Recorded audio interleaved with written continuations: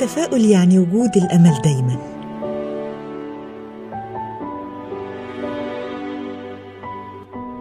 التفاؤل هو الاعتماد الدايم بأن الخير أكيد جاي،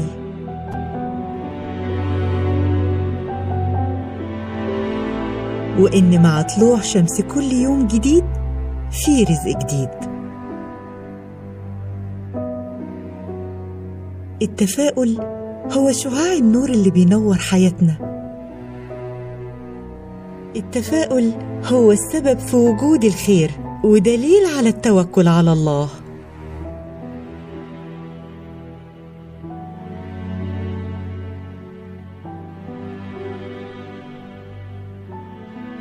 الناس المتفائلة هي أسعد الناس، ودايماً شايفين الحياة جميلة لأنهم على يقين إن رب الكون موجود وقادر على كل شيء.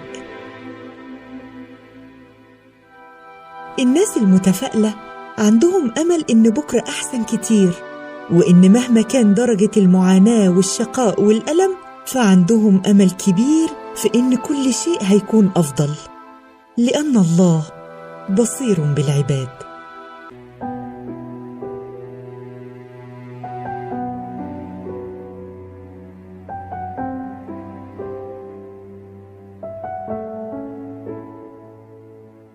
تفائل تنعم بحياتك.